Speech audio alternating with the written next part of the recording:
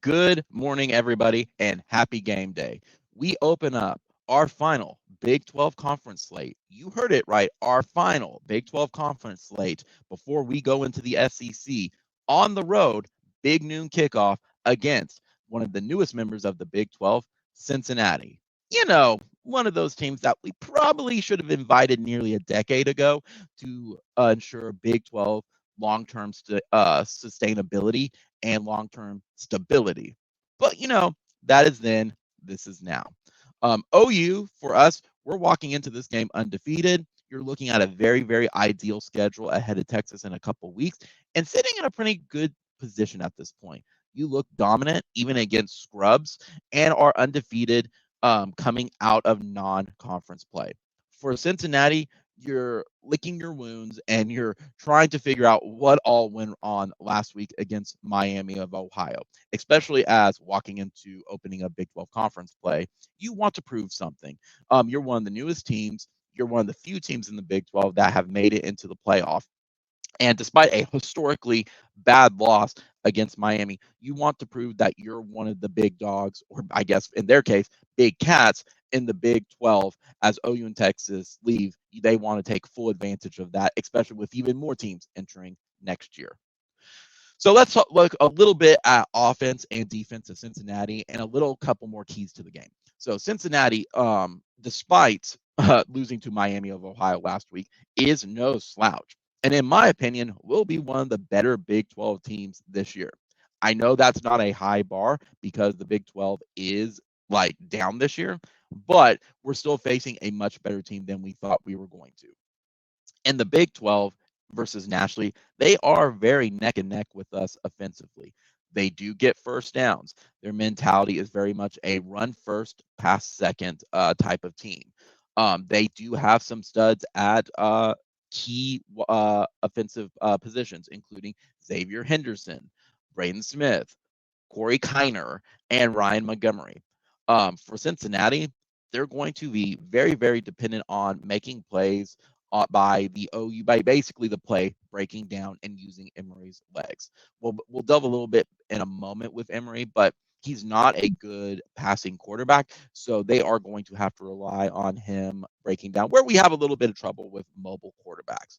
OU can take advantage of the offense by of Cincinnati's offense by completely shutting down their run game, which they have done very, very well the past couple of weeks.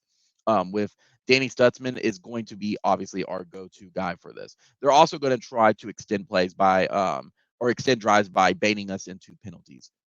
To our disadvantage, we have played a little sloppy in that respect in all of the games prior to this. We've had to extend drives, and a lot of teams have benefited from gift wrap TDs as a result. You got to play discipline going into this game, especially being on the road. If OU has shown anything in the past couple of weeks, we're not going to play down to our opponent. So that means even with the penalties, let's not let them hang around. Let's take care of business early on, like we did against Arkansas State and Tulsa, where it was already over in the first 5 minutes. Defensively, they have a solid foundation with their defensive line and their linebackers. If the line can hold, we should be able to abuse them, however, at wide receiver. I don't expect the run game for us to be a major factor, barring some miracle anomaly, just because of the situation we have at running back committee, as well as some issues on our offensive line. I do expect us to run the ball a couple times just to grind out some time and to extend some drives to wear them out. But I don't expect it to be a major factor into this game. Maybe 100 something yards of by one player, maybe two if we're really hoping. Some key studs they also have defensively include Corlone, Dingle, Anderson, and Threats. I do think they're going to be factors early on before depth starts to really play into a key factor into this game the longer it goes. I expect their defense to potentially I don't want to say they're going to be on the field longer, but they're going to have to figure out some time management to wear them out somehow, since we are very, very good at scoring fast. Um, Definitely for the offensive side of the ball for us, be aggressive. If there's one thing OU has shown over the past couple of weeks, is they trust their defense. If you trust your defense, like we have seen, go for it on some key fourth down plays. Don't settle for field goals when you know you can truly get the points or at the very least get the first down. So where did this all lead? Well, first off, walking into this game, the biggest one, take the crowd out of the game. This is a historic stadium, and despite it being a rooster kick, and as previously mentioned, losing last week to Miami of Ohio in a historic loss, that crowd is still going to be rabid and is going to be a factor early on. Don't fall into the trap because they lost. Take them out early. Do not play down to your opponent and keep them around. That's one of the keys that Miami of Ohio did last week and was able to succeed over Cincinnati. Now that we are in Big 12 play, it is very important to mention that the refs are going to be a non-factor for OU. Assume going forward, well, non-factor, factor for other team. Assume going forward, you are not going to get any calls, and you will be facing the refs and the team throughout the rest of the season. They are going to be a factor because they are not going to benefit you. It's easier to assume that. And again, this is your final year in the Big 12.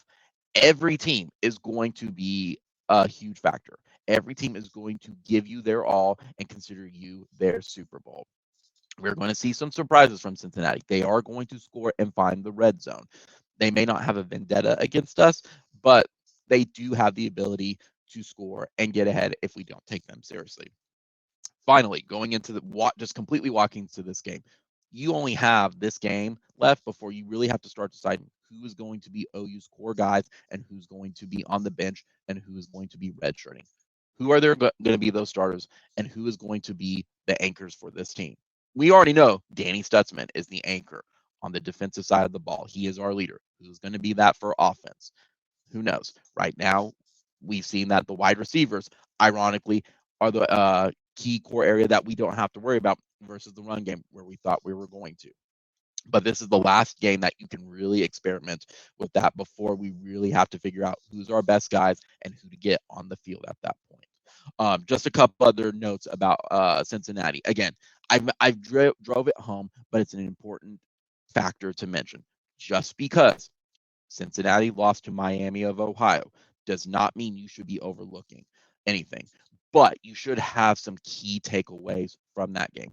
Why did Miami of Ohio win against Cincinnati when on paper they are absolutely inferior to Cincinnati?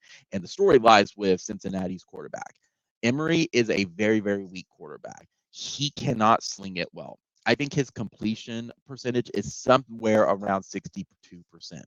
That's not very, very, very good. And that means he relies more on the play breaking down, or they obviously, as mentioned earlier, rely on the run game.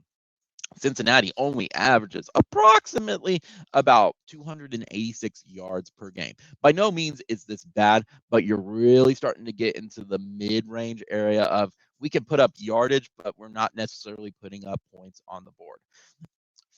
For Cincinnati, this also bodes well for us because this also has seen, if you look in the stats, they do get sacked a lot, meaning that Emory's decision-making skills begin to fold under pressure, and he will bolt for it before he slings it.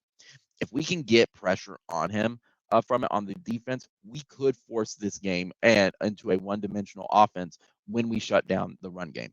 Force him to beat us with his arm. Honestly, again, I'm more concerned about the plays breaking down and penalties and Emery's mobility versus his arm or the run game. They have some little kinks to their offense as well as like they do not score in the red zone and they do have penalties. In addition to some depth difficulty, which is going to play into the battle of attrition as this game wears on. Um, as mentioned before, the biggest thing to keep in mind, Cincinnati's strength is their run game. Their coach made that very clear that the run game is going to be their go-to offense, which plays into our very, very strong run defense. We are at an advantage over them or their running game. Defensively, they do allow yards, but again, top 30, top 50 range. They allow about 191 to 200 yards through the air and 109 on the ground. Bodes well for us because they're allowing a lot of airtime. Their D line is also going to be probably some of the best units we faced all year, which is going to roll into the how do we handle it? Is who is better, our O line at the moment or their D line? I think it's going to be a little bit of both, but I think OU wins out in the end just from the sheer raw talent as well as just the depth at this point. If I'm Cincinnati, though, how do I stop OU? Well, if I'm Cincinnati, I lean very heavily on our defensive guys to do some damage and try to force us into the run game and force Dylan to give up the long ball for short yardage. We've seen Dylan is kind of struggles against throwing around the middle of the field and some short yardage passage. So I would try to shut down the wide receiver game as best as I could, which honestly, they're not very good at doing that. I just don't think that's going to happen. Um, you just have to try to pressure Dylan into making mistakes, and I just don't think they have the talent to do that. They're spread too thin for that. This also means, again, it's going to be basically the summary of this game is going to be who is better, our O line versus their D line at that point. If their D line is better, this will be a game. If our O line is able to shut them down, I could see easily OU blowing the doors off of this game very, very, very early on. So overall, I think OU is going to win this game. Something around the lines of like 49-52-ish to Cincinnati's 21. They're very much going to walk in within with the bend, don't break mentality. I think having last week really mentally prep them for this game, as this will be the best team we faced so far. But last week was essentially a glorified scrimmage. They were able to use it to fine tune going into this game, just like next week we're going to fine tune with Iowa State versus Texas at that point. Just keep in mind also that this is not nearly as talented a team as Cincinnati teams who have been playoff contenders in years past. This is a team with a first-year head coach, and they're going to have a little bit of struggles under him. Again, for us, I think this is going to be our first true snapshot at this team this weekend, if you're not including SMU.